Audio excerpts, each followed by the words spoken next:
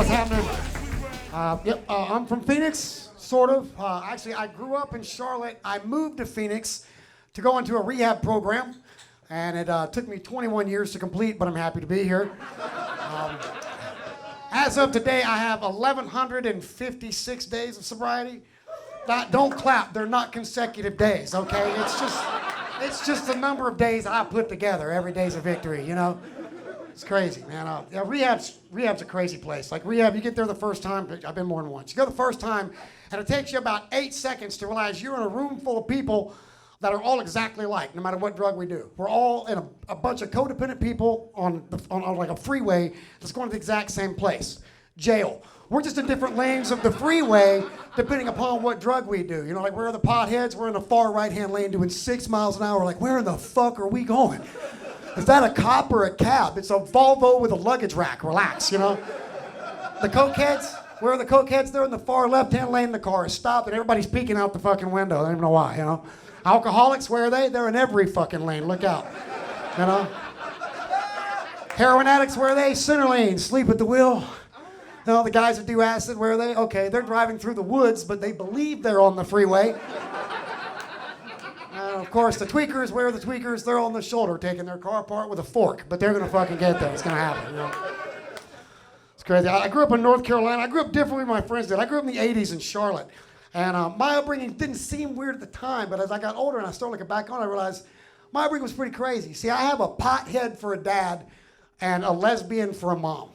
Now, I don't know what happens when you force a pothead and a lesbian to have sex, but I do know that the end result is always a convicted felon, and I'm not sure why it works out like that. It's fucked up. My dad's a real deal pothead. My dad buys and smokes a half pound of weed a week. I love the guy. It makes him my best fucking customer, you know? He's gonna put me through college one way or the other. It's gonna happen. Thanks to COVID, I finished up college this summer.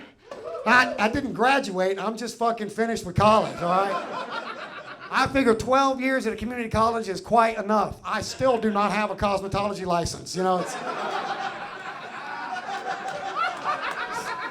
like crazy. My mom's a lesbian. Having a lesbian for a mom doesn't seem weird either till you get a little older. You go home on vacation and you start going through photo albums and it hits you. You're like, did you really take me and all my friends to Hooters for my 7th birthday?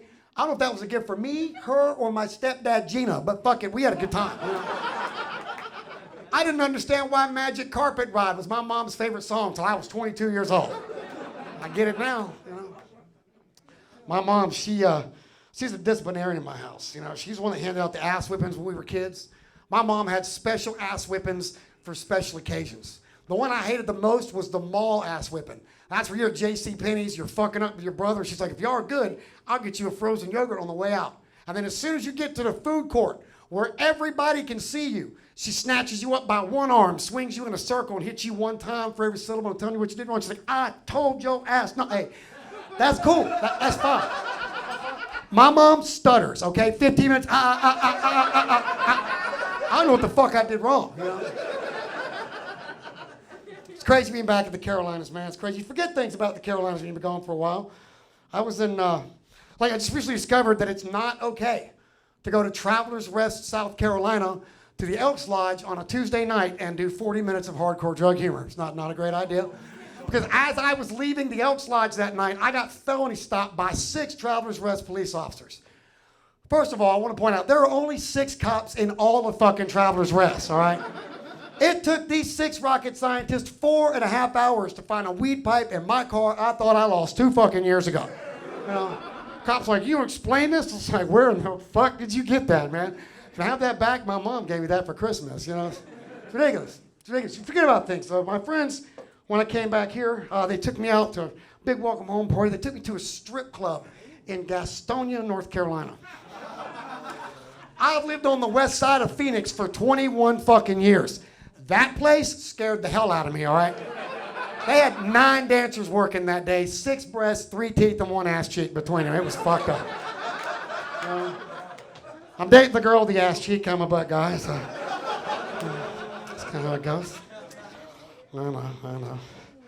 So, yeah, it's kind of weird, though. I got sober, and when you get sober, you start thinking about things that don't make sense. I like to call them like sober epiphanies or sober thoughts. Like it hit me the other day. Why do people assume that because I am tall, that I am also helpful? You know?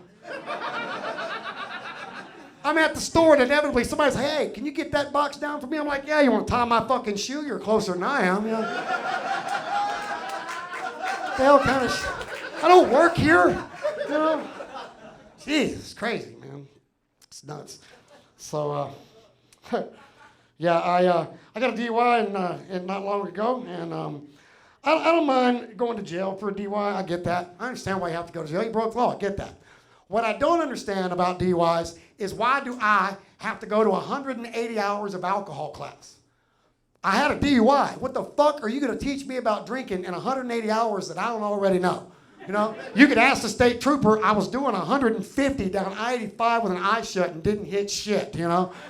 I can teach this class. So, I don't know. I mentioned before, I'm from Charlotte originally. I was actually a medic in the Army for 4 years.